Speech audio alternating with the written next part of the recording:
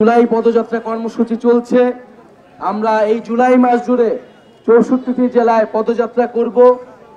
সেই জেলা উপজেলার গ্রামের মানুষের সাথে আমরা কথা বলবো।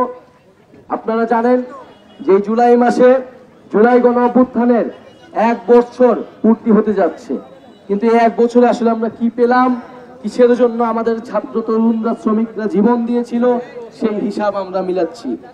আমরা স্পষ্টভাবেই বলেছি যে এত বড় গণ অভ্যুত্থান, এত মানুষের রক্ত, এত আত্মত্যাগ আমরা কেবল ক্ষমতার দলের পরিবর্তনের মাধ্যমেই মেনে নেব না। আমাদেরকে অবশ্যই রাষ্ট্রের মৌলিক সংস্কার, মানুষের জীবনের পরিবর্তন, ভাগ্যের উন্নয়ন, দুর্নীতি, লুটপাট, চাঁদাবাজি ইত্যাদি অবশ্যই এই দেশ থেকে বন্ধ করতে হবে। যেই মাফিয়া রাষ্ট্র, যেই দুর্নীতিবাজ ব্যবসায়ী আমলারা তৈরি হয়েছিল শেখ হাসিনার আমলে, তারা এখনো রয়ে গেছে।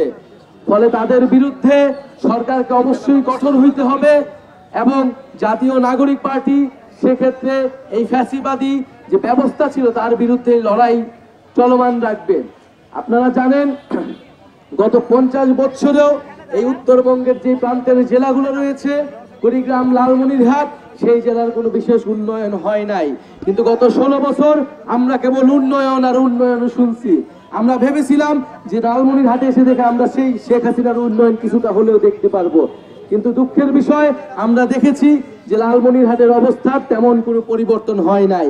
রাজা যায় রাজা আসে, কিন্তু লালমনিরহাটের মানুষের ভাগ্যের পরিবর্তন হয় না।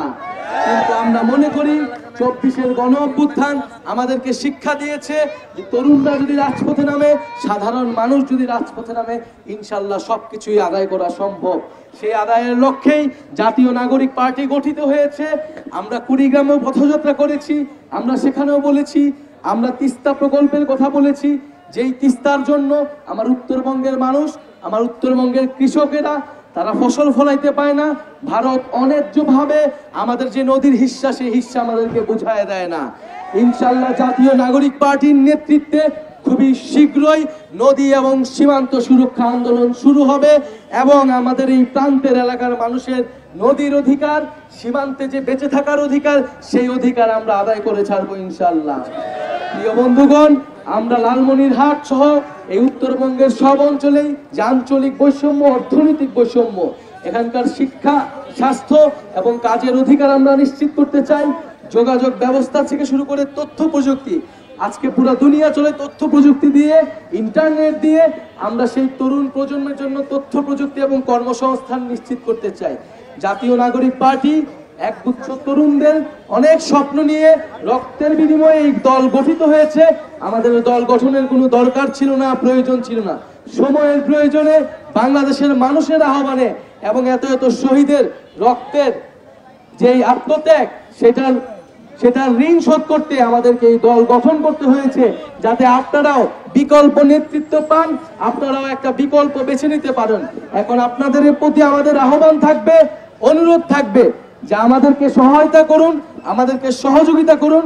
বাংলাদেশের তরুণরা যেই নতুন স্বপ্ন নিয়ে, নতুন সংস্কৃতি নিয়ে বাংলাদেশকে এগিয়ে নিয়ে যেতে যাচ্ছে, লালমনিরহাটকে এগিয়ে নিয়ে যেতে চাচ্ছে, সেই লড়াইয়ে আমরা একসাথে থাকব। এবং আগামীর বাংলাদেশে আমরা বলেছি যে বিচার সংস্কার এবং নতুন সংবিধানের মধ্য দিয়ে যেতে হবে। কেবল একতরফা নির্বাচন করা হলে, কোন ধরনের সংস্কার না হলে আমরা জাতীয় নাগরিক পার্টি সেই নির্বাচনে অংশগ্রহণ করব না এবং সেই নির্বাচন জনগণের নির্বাচন হবে না। একটি সুষ্ঠু নির্বাচন করতে হলেও মৌলিক সংস্কারের জন্য যে কার্যক্রম চলছে, জুলাই সনদ এই মাসে হওয়ার কথা, সেই সনদ আদায় করার জন্যই আমরা রাজপথে নেমেছি।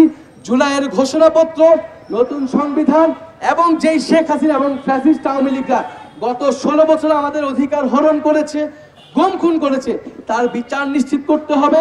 যারা সন্ত্রাসী বাহিনী ছিল তাদেরকে এখনো গ্রেফতার করা হয়নি, আদালতে গেলে তাদেরকে ছেড়ে দেওয়ার ব্যবস্থা করা হচ্ছে, বিভিন্ন জায়গা থেকে তাদের পুনর্বাসনের চেষ্টা করা হচ্ছে।